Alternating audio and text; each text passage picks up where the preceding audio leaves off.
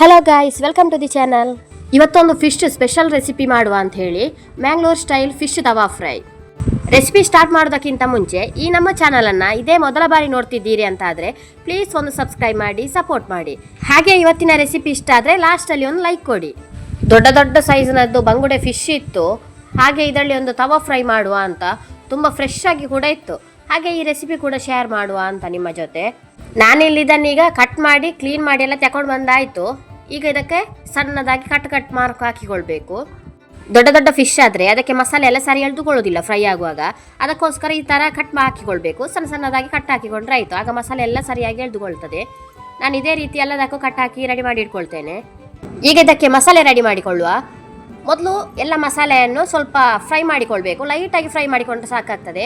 1/4 ಚಮಚದಷ್ಟು ಸಾಸಿವೆ, 1/4 ಚಮಚದಷ್ಟು ಜೀರಿಗೆ, 2 ಚಮಚ ಕೊತ್ತಂಬರಿ, ಹಾಗೆ ಸ್ವಲ್ಪ ಮೆಂತೆ, ಒಂದು 10ರಿಂದ 15ರಷ್ಟು ಮೆಣಸು.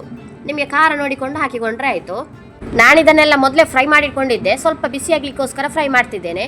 ನೀವು ಹಸಿ ಮಸಾಲೆಯನ್ನು ಹಾಕ್ತಿದ್ದೀರಿ ಅಂತಾದರೆ ಒಂದು 2 ನಿಮಿಷ ಲೋ ಫ್ಲೇಮಲ್ಲಿ ಅದನ್ನು ಡ್ರೈ ಆಗಿ ಫ್ರೈ ಮಾಡಿಕೊಂಡ್ರೆ ಆಯಿತು. ನಂತರ ಅದು ತಣ್ಣಗಾದ್ಮೇಲೆ ಅದನ್ನು ನಾವು ಗ್ರೈಂಡ್ ಮಾಡಿಕೊಂಡ್ರೆ ಆಯಿತು. ಈಗ ಒಂದು ಮಿಕ್ಸಿ ಜಾರ್ ತಗೊಂಡು ಅದಕ್ಕೆ ಒಂದು 7ರಿಂದ 8ರಷ್ಟು ಬೆಳ್ಳುಳ್ಳಿ, ಹಾಗೆ 2 ಸಣ್ಣ ಮೀಡಿಯಂ ಸೈಜ್ನ ಶುಂಠಿ 2 ತುಂಡು, ಹಾಗೆ ಒಂದು ಸಣ್ಣ ತುಂಡು ಈರುಳ್ಳಿ. ಡ್ರೈ ಫ್ರೈ ಮಾಡಿಟ್ಕೊಂಡಂಥ ಮಸಾಲೆ ಕೂಡ ತಣ್ಣಗಾಗಿದೆ. ಈಗ ಇದನ್ನೆಲ್ಲ ಇದಕ್ಕೆ ಹಾಕಿಕೊಳ್ಬೇಕು. ಹಾಗೆ ಇದಕ್ಕೀಗ ಒಂದು 2ರಿಂದ 3 ಬೀಜದಷ್ಟು ಹುಣಸೆ ಬೀಜ ಹಾಕಿಕೊಳ್ಬೇಕು. ಇದಕ್ಕೆ ಸ್ವಲ್ಪ ಹುಳಿ ಜಾಸ್ತಿಯಾಗೇ ಬೇಕಾಗ್ತದೆ ತವಾ ಫ್ರೈ ಮಾಡುವಾಗ. ಫಿಶ್ ತವಾ ಫ್ರೈ ಮಾಡುವಾಗ ಅದಕ್ಕೆ ಮೇಯ್ನಾಗಿ ಬೇಕಾಗೋದು ಅಂತೇಳಿ ಹುಳಿ ಮತ್ತು ನಮ್ಮ ಉಪ್ಪು. ಅದು ಸರಿಯಾಗಿ ಅದಕ್ಕೆ ರುಚಿ ಬರಬೇಕು, ಇಲ್ಲದ್ರೆ ಅದರ ಟೇಸ್ಟೇ ಬರೋದಿಲ್ಲ ಫಿಶ್ ತವಾ ಫ್ರೈ ಮಾಡೋದು. ಅದಕ್ಕೋಸ್ಕರ ಉಪ್ಪು ಹುಳಿಯನ್ನು ಸರಿಯಾಗಿ ಹಾಕಿಕೊಳ್ಬೇಕು. 1 ಚಮಚದಷ್ಟು ಅರಶಿನ ಹುಡಿ, ಹಾಗೆ ಉಪ್ಪು ರುಚಿಗೆ ಎಷ್ಟು ಬೇಕಾಗ್ತದೆ ಅಂತ ನೋಡಿಕೊಂಡು ಹಾಕಿಕೊಂಡ್ರೆ ಆಯಿತು. ಈಗ ಹಾಕದಿದ್ದರೆ ಗ್ರೈಂಡ್ ಮಾಡಿ ಆದಮೇಲೂ ಹಾಕಿಕೊಳ್ಬೋದು. ಈಗೆಲ್ಲ ಮಸಾಲೆಯನ್ನು ಹಾಕಿಕೊಂಡು ಗ್ರೈಂಡ್ ಮಾಡಿಕೊಳ್ಳುವಾಗ ಜಾಸ್ತಿ ನೀರನ್ನು ಹಾಕಿಕೊಳ್ಬಾರ್ದು. ಒಂದು 2 ಚಮಚದಷ್ಟು ನೀರು ಹಾಕಿಕೊಂಡು ಗಟ್ಟಿಯಾಗಿ ಇದನ್ನು ಗ್ರೈಂಡ್ ಮಾಡಿಕೊಳ್ಬೇಕು.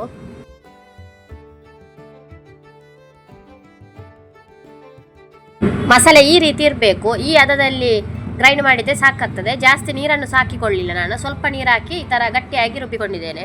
ಈಗ ಒಂದು ಪ್ಲೇಟ್ಗೆ 1 ಚಮಚದಷ್ಟು ಕಾರ್ನ್ಫ್ಲೋರ್ ಪೌಡರನ್ನು ಹಾಕಿಕೊಳ್ತಿದ್ದೇನೆ. ನಿಮಗೆ ಕಾರ್ನ್ಫ್ಲೋರ್ ಪೌಡರ್ ಬೇಡ ಅಂತಿದ್ದರೆ ಅದನ್ನು ಸ್ಕಿಪ್ ಮಾಡ್ಬೋದು, ಖಾಲಿ ಮಸಾಲೆಯಲ್ಲೇ ಮಾಡ್ಬೋದು. ಅದಾದಮೇಲೆ ಅದಕ್ಕೆ ಈಗ ನಾನು ಗ್ರೈಂಡ್ ಮಾಡಿಟ್ಟಂಥ ಮಸಾಲೆಯನ್ನು ಹಾಕಿಕೊಳ್ತಿದ್ದೇನೆ. ಯಾವುದೇ ನೀರನ್ನು ಸೇರಿಸಿಕೊಳ್ಬೇಡಿ, ಹಾಗೆ ಹಾಕಿದರೆ ಆಯಿತು. ಫಿಶ್ ಫ್ರೈ ಮಾಡುವಾಗ ಅದರ ಮಸಾಲೆಗೆ ತುಂಬ ಮುಖ್ಯವಾಗಿ ಒಂದು ವಸ್ತುವನ್ನು ಹಾಕಿಕೊಳ್ಳೇಬೇಕು. ಅದರಿಂದ ಟೇಸ್ಟ್ ತುಂಬ ಜಾಸ್ತಿ ಆಗ್ತದೆ. ಅದು ಯಾವುದಂತ ಹೇಳಿದರೆ ತೆಂಗಿನ ಎಣ್ಣೆ. 1 ಚಮಚದಷ್ಟು ತೆಂಗಿನ ಎಣ್ಣೆಯನ್ನು ಆ ಮಸಾಲೆಗೆ ಹಾಕಿಕೊಳ್ಬೇಕು. ಫಿಶ್ ಫ್ರೈ ರುಚಿಯಾಗಿ ಬರ್ತದೆ, ಅದಕ್ಕೋಸ್ಕರ ಆಯಿಲ್ ಹಾಕಿಕೊಳ್ಳೋದು. ಈಗ ಇದೆಲ್ಲವನ್ನು ಸರಿಯಾಗಿ ಮಿಕ್ಸ್ ಮಾಡಿಕೊಳ್ಬೇಕು. ಉಪ್ಪೆಲ್ಲ ಸರಿಯಾಗಿ ನೋಡಿಕೊಳ್ಳಿ, ಉಪ್ಪು ಬೇಕಂತಿದ್ರೆ ಹಾಕಿಕೊಳ್ಬೋದು. ನಾನು ಇದಕ್ಕೆ ಸ್ವಲ್ಪ ಉಪ್ಪನ್ನು ಹಾಕಿಕೊಂಡಿದ್ದೇನೆ. ಈಗ ಫಿಶ್ಗೆ ಸರಿಯಾಗಿ ಮಸಾಲೆಯನ್ನು ಕಲಸಿ ಇಡಬೇಕು. ಸರಿಯಾಗಿ ಇದು ಮ್ಯಾರಿನೇಟ್ ಆಗಬೇಕು. ಸರಿಯಾಗಿ ಅದರ ಒಳಗೆಲ್ಲ ಮಸಾಲೆಯನ್ನು ಹಚ್ಚಿಡಬೇಕು. ಮಸಾಲೆ ಎಲ್ಲ ಹಚ್ಚಿ ಆದಮೇಲೆ 1ರಿಂದ 2 ಗಂಟೆ ಆದರೂ ಅದನ್ನು ಮ್ಯಾರಿನೇಟ್ ಆಗಲಿಕ್ಕೆ ಬಿಡಬೇಕು. ಇಲ್ಲದ್ರೆ ಅದಕ್ಕೆ ರುಚಿಯೆಲ್ಲ ಹಿಡಿದುಕೊಳ್ಳೋದಿಲ್ಲ. ಫ್ರೈ ಮಾಡುವಾಗ ಸಪ್ಪೆ ಅಂತಲೇ ಆಗ್ತದೆ. ಮ್ಯಾರಿನೇಟ್ ಮಾಡಿ ನಾವು ಹೆಚ್ಚು ಹೊತ್ತು ಇಟ್ಟಷ್ಟು ಅದರ ರುಚಿ ಕೂಡ ಹಾಗೆ ಹೆಚ್ಚಾಗಿ ಇರ್ತದೆ. ನಾನಿಲ್ಲಿ ಇದನ್ನು 2 ಗಂಟೆ ಅಷ್ಟು ಹೊತ್ತು ಮ್ಯಾರಿನೇಟ್ ಆಗಲಿಕ್ಕೆ ಇಟ್ಟೆ. ಈಗ ಇದನ್ನು ಫ್ರೈ ಮಾಡುವ. ಒಂದು ತವಾಗೆ 3 ಚಮಚದಷ್ಟು ತೆಂಗಿನ ಎಣ್ಣೆ ಹಾಕಿಕೊಂಡಿದ್ದೇನೆ. ಹಾಗೆ ಅದಕ್ಕೆ ಕರಿಬೇವನ್ನು ಹಾಕಿಕೊಂಡು ಈಗ ಫಿಶನ್ನಿಟ್ಟು ಫ್ರೈ ಮಾಡಿಕೊಳ್ಬೇಕು. ಫಿಶನ್ನು ಫ್ರೈ ಮಾಡುವಾಗ ಲೋ ಫ್ಲೇಮಲ್ಲೇ ಫ್ರೈ ಮಾಡಬೇಕು.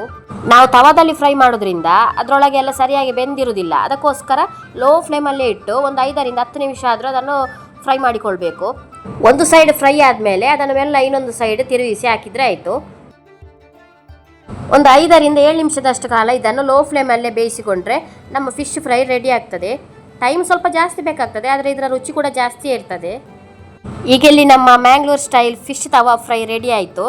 ಹಾಗೆ ಇದರ ಜೊತೆ ಸೈಡಲ್ಲಿ ಈರುಳ್ಳಿ, ಹಾಗೆ ಲಿಂಬೆ ರಸವನ್ನು ಹಿಂಡಿಕೊಂಡು ತಿಂದರೆ ಸೂಪರ್ ಟೇಸ್ಟ್. ತುಂಬ ಈಸಿ ಆದ ರೆಸಿಪಿ. ಈ ರೆಸಿಪಿಯನ್ನು ನೀವು ಕೂಡ ಖಂಡಿತವಾಗಿಯೂ ಮನೆಯಲ್ಲಿ ಟ್ರೈ ಮಾಡಿ ನೋಡಿ. ಹಾಗೆ ಯಾವ ರೀತಿ ಬಂದಿದೆ ಅಂತ ಕಮೆಂಟ್ ಮೂಲಕ ತಿಳಿಸಿ. ಇವತ್ತಿನ ರೆಸಿಪಿ ನಿಮಗೆ ಇಷ್ಟ ಆಗಿದರೆ ಪ್ಲೀಸ್ ಒಂದು ಲೈಕ್ ಕೊಡಿ. ಹಾಗೆ ಈ ನಮ್ಮ ಚಾನಲನ್ನು ಇದುವರೆಗೆ ಸಬ್ಸ್ಕ್ರೈಬ್ ಮಾಡದೆ ನೋಡ್ತಿದ್ರೆ ಪ್ಲೀಸ್ ಒಂದು ಸಬ್ಸ್ಕ್ರೈಬ್ ಮಾಡಿ ಸಪೋರ್ಟ್ ಮಾಡಿ. Thank you for watching.